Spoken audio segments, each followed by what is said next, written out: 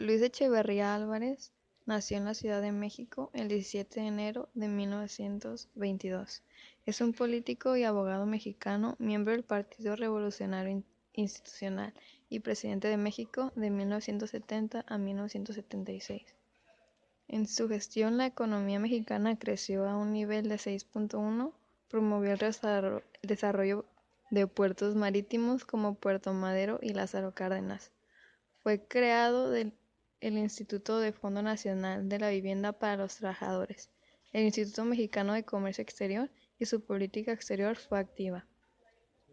Fue acusado por la FEMOS y la Fiscalía Mexicana de fraudular junto a Gustavo Díaz Ordaz la matanza del 2 de octubre de 1968 y la desaparición forzada de personas y disidentes en el contexto de la Guerra Sucia de México, por lo que se convirtió en el primer y único presidente mexicano en recibir 2 órdenes de aprehensión por presunto genocidio, cumplir una prisión domiciliaria y finalmente ser absuelto de toda responsabilidad en 2009.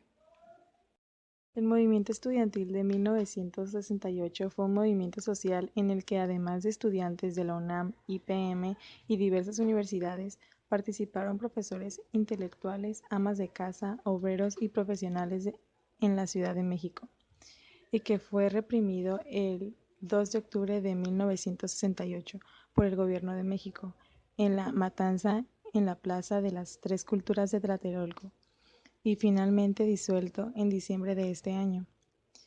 El hecho fue cometido por el grupo paramilitar denominado Batallón Olimpia. A la Dirección Federal de Seguridad DFC, la llamada entonces Policía Secreta y el Ejército Mexicano, en contra de las manifestaciones convocadas por el Consejo Nacional de Huelga, órgano directriz del movimiento. De acuerdo con lo dicho por sí mismo en 1969 y por Luis Echeverría Álvarez, el responsable de la matanza fue Gustavo Díaz Ordaz. Su gobierno fue el centro de las bases de la crisis económica recurrentes en el país. Destruyó todo el avance económico que había logrado su antecesor, el licenciado Gustavo Díaz Ordaz, cuando el país había crecido económicamente hasta un 7% anual. Su gobierno causó un retroceso en la economía nacional. No hubo crecimiento económico, es decir, aumentó el número de empleos y mayores inversiones. Su género en su sexenio, la deuda externa del país, que casi era inexistente al terminar el periodo del gobierno del licenciado Díaz Ordaz, se dedicó a atacar a la iniciativa privada empresarial, argumentando que pretendía la redistribución de la riqueza y decretó la nacionalización de tierras fértiles y producidas en el estado de Sonora, despojando a sus legítimos dueños de su patrimonio. Su supuesta actitud de salvador del país y encabezador de las causas del tercer mundo lo enfrentó con la clase empresarial, que es la que proporciona fuentes de empleo y generación de riquezas para pagos de impuestos.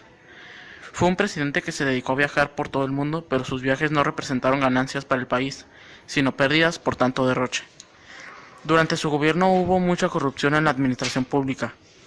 Al terminar su periodo, dejó el país sumido en un caos económico por la devaluación del peso, que él calificó como medida necesaria para reflejar su valor adecuado en el ámbito nacional e internacional.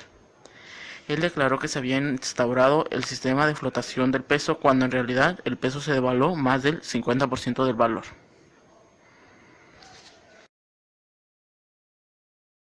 Durante su mandato, Luis Echeverría intentó desarrollar una política progresista, planteó las bases de una apertura democrática y alertó a la crítica informativa y de prensa.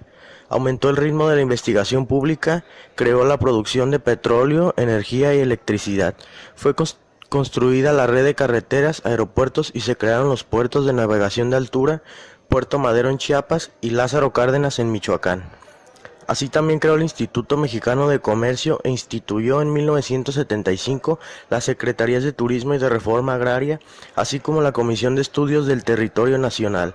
Repartió 16 millones de tierras a los campesinos, lo que provocó admiración de los grupos conservadores mexicanos y extranjeros.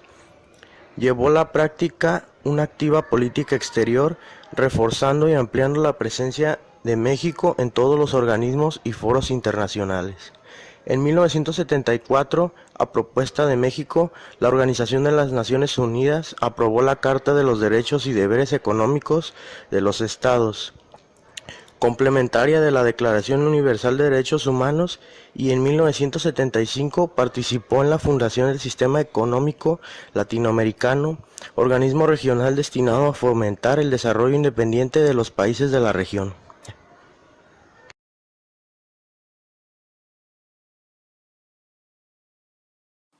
Durante el gobierno de Luis Echeverría se creó el Instituto Mexicano de Comercio Exterior, o por sus siglas IMCE.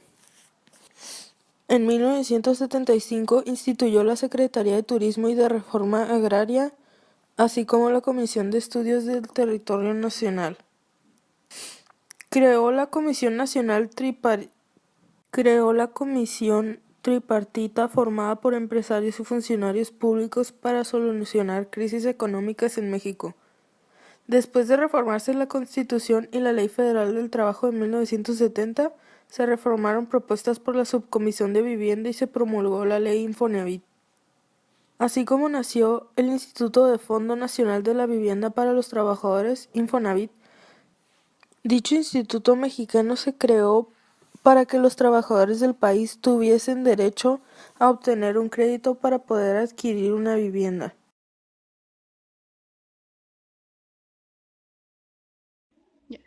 Después de la presidencia, la Fiscalía Especial para Movimientos Sociales y Políticos del pasado determinó indiciar a Echeverría por su presunta responsabilidad en la matanza de estudiantes en la Plaza de las Tres Culturas en Tlatelolco en 1968, la matanza de 1971 y la desaparición forzada de personas en la llamada Guerra Sucia de México.